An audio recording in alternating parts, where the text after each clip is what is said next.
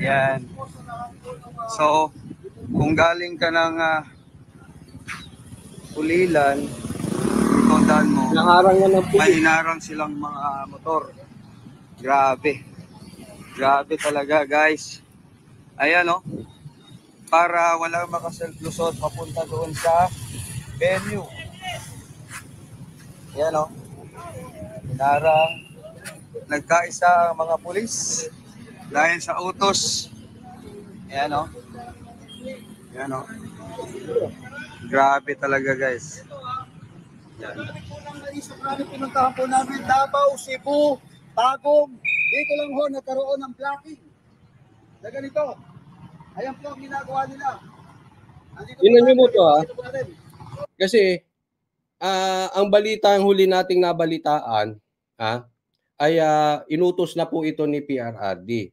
Now, we are waiting for the confirmation kung pwede nating i-announce kung ganino to galing. Pero more or less, alam nyo naman kung saan to galing siguro, no? Itong info na ito. Okay? Yeah, siguro naman. But anyway, feel ko po si Tatay Diggs eh. Pinagbawalan na po yan. Abogado po si Tatay Digong. Alam niya yung karapatan ng may-ari. Baka sa korte na lang maglalaban yan. Demandahan na lang po kasi bayad na yan eh. Pero, syempre, damdam ko rin si PRRD eh. Alam mo, kahit ganyan po magsalita si PRRD, makikita mo ang layo niya sa ibang mga presidente. Yung puso niya kasi, ang tagal na mayor ni PRRD. Ang mayor po kasi executive branch yan sa isang city, yan po ay nasa ground. Dramdam niya yung puso ng bayan. Hindi po yan pinanganak sa isang malaking apelyido, pinanganak ng mayaman, pinanganak ng spoiled, lumaki ng weak. Ramdam niya po ang mga simpleng tao. And at the same time, galing Davao yan, galing Mindanao. Yung magulong lugar, alam niya paano ginawang tahimik. So, pinoprotektahan niya lang. Huwag po kayo magagalit. Pinoprotektahan niya lang ang bayan. Ang mamamayan. Kasi nga kung ipipilit, baka mamaya may masaktan. At andyan na nga may mga pulis na.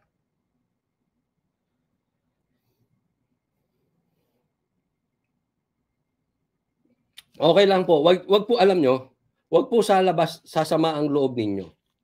Bakit? Tatandaan natin. Ako, yan ang paniwala ko eh. At yan nga ang sinabi ko kay Pastor Kibuloy nung hiningan ako ng message. Sabi ko, lahat naman ng pinagdadaanan nating hirap, pagkatapos nun, dumarating ang pagpapala. Ako naniniwala ako, ginagamit na ito ng kalaban, ng damonyo. Ginagamit na ito, ay sige, malulong na kayo dyan. Ayaw nyo magpaawat, magpakalulong kayo, magpakaadik kayo sa posisyon, magpakalulong kayo sa kapangyarihan, magpakalulong kayo sa pagiging diktador. Pinipigilan kayo, ayaw nyo magpabigil, sige. Posibleng nagagamit na yan ng damonyo para ang puso ng taong bayan lalong maghimagsik. At pag nahinog na, tunay na hinog na ang mangga ni BP Sara, pagsalita ni BP Sara, game over na. Antayin natin. Huwag po kayo mawawalan ng pag-asa. Basta tuwing may pagsubok, kapit. Yan yung sinabi ko kay Pastor Kapit. Dahil after that, pagpapala. Kung nilalabag ang karapatan natin, may Diyos naman. Makukuha din natin to. Antayin lang natin, mga brad. Antayin natin na mahinog ng todo yung mangga ni BP Sara para siya ay mapilitan ng magsalita. Pag hinog na, yung mangga ni BP Sara, magsasalita na yan. And alam nyo na, kita-kits na lang po tayo. It's start of the end. Sabi ni ABN, malapit na. Sabi, diretso na lang sa EDSA kung ayaw nila payagan dyan doon sa alam mo, ako para sa akin wag muna EDSA. Antay muna natin manindigan yung mga kaalyado ni Tatay Digong na naging senador dahil naging presidente si Tatay Digong. Mahiya naman kayo, magsalita naman kayo. Hindi, pasensya na po. Baka magkaiba-iba kami ng opinion at argumento rito ni Banat Bay at ni Boss Dada. But this is my opinion.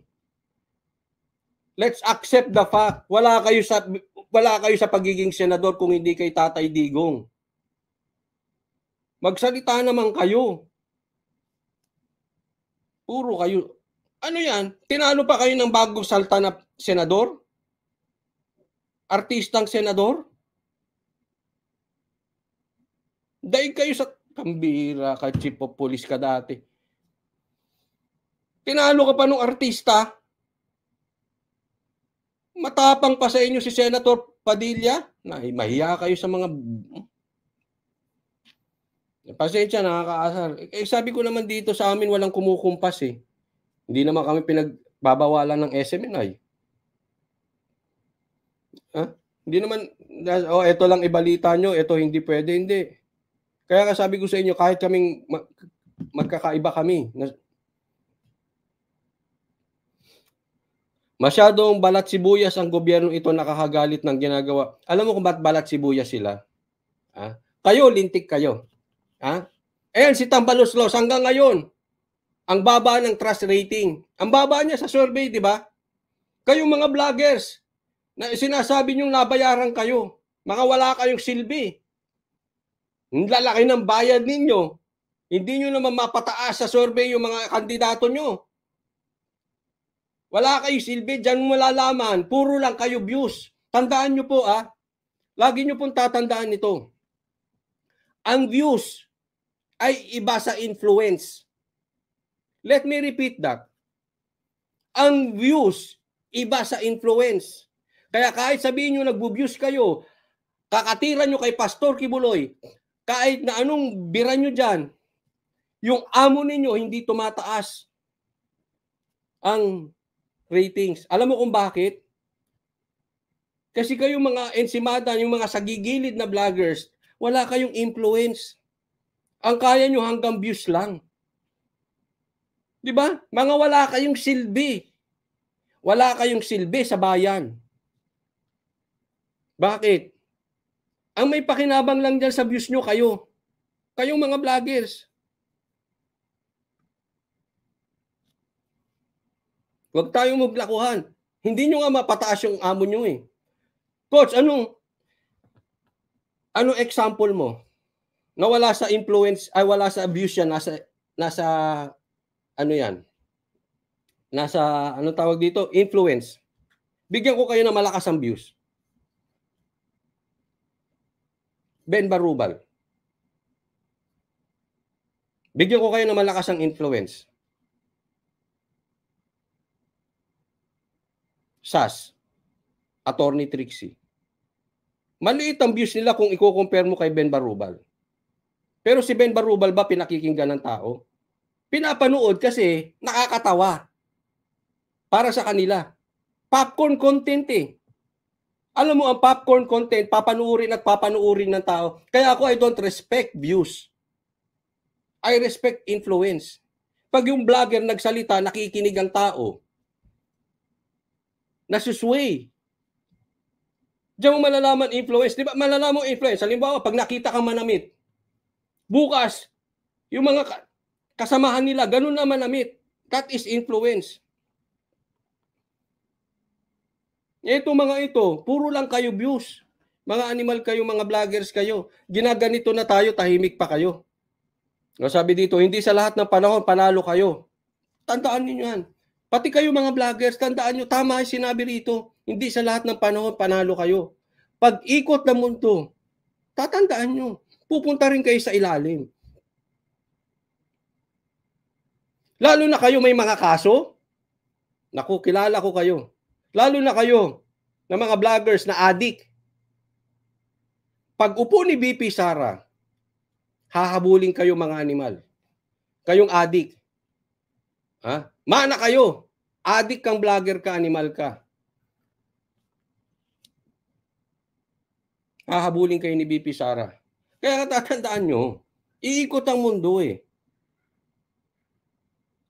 Huwag niyong dalihin yung inyong vlogging. Kasi alam ko yung mga yan eh. Gusto niyan sa Duterte. Dahil mukhang pera, kaya nando doon. Dahil for the views. Hindi sila nag-click eh. Ninervyos. Mga nervyoso yung mga animal na yan. Pagkatapos ng TVJ, pagkatapos ng balita nila, hindi na kumita, lipat sila dyan. Fidela, Jomalin, hindi lang mga TVJ vloggers, meron pang iba, nakisaw-saw lang.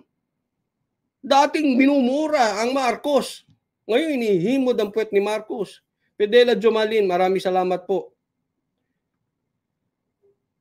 Kilala namin kayo. Ingat ka, Brad. Pag upo ni VP Sara, make sure malinis ka. Pag upo ni VP Sara, tigil mo muna yung droga mo, ha? Tigil mo muna. Iikot ang mundo eh. Kaya kayo mga addict, ang problema nyo, wala sa pera. Ang problema nyo, wala sa gobyerno. Ang problema nyo yung sarili ninyo. Kasi, pag hindi nyo nasolusyonan yung pagiging addict nyo, it's either mamatay ka dyan ng overdose or hahabulin ka ng batas. Sooner or later, tandaan nyo yan, wala akong nakita na hindi nagbagong buhay na itinuloy ang pagdadrugs nang hindi namatay or hinabol ng batas. So wag mong sisihin ang ibang tao. Ang sisihin mo kasi bakit ka addict. Tigilan mo yan, Brad. Kayong mga addict, tigilan nyo yung tinitira ninyong pulburon, ha? Hindi dahil masamang hindi dahil bad trip yung mga taong yan. Dahil addict kayo. Tigil-tigilan nyo nga yung mga kakornihan nyo yan. Yan ang mga ano eh. Yan ang mga katangian ng addict. Hindi sila tatanggap ng mali nila. Because you live in a different world. Nasa alapaap ang inyong mundo.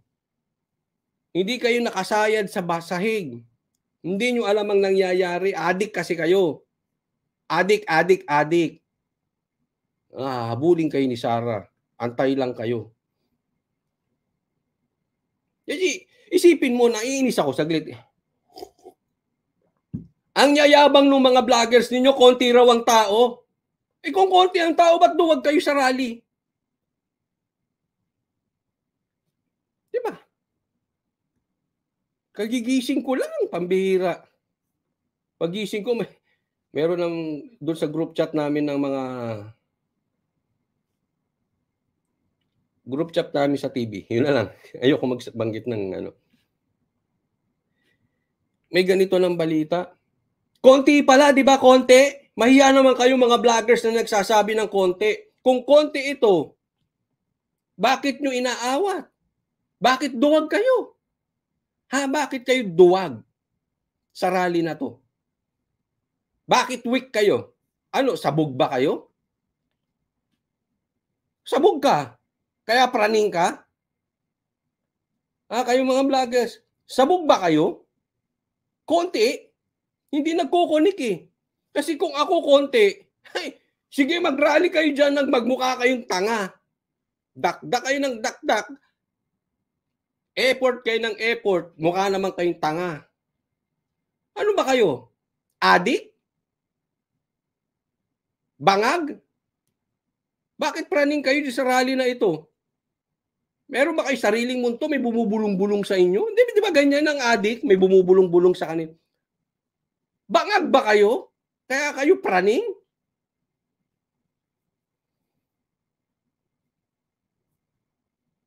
Kayong mga vloggers kayo.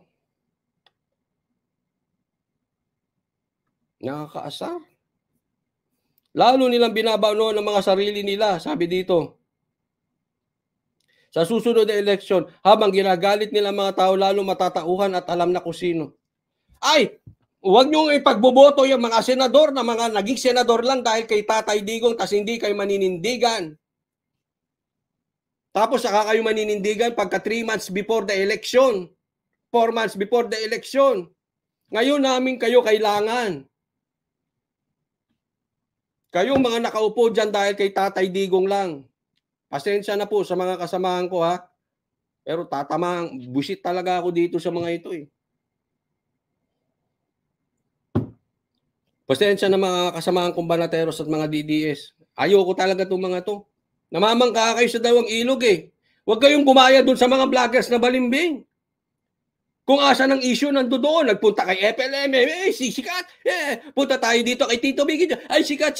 Ito to si Paris King, punta tayo doon kasi andun ang sikat. Wala kayong tayo. Tayo nyo.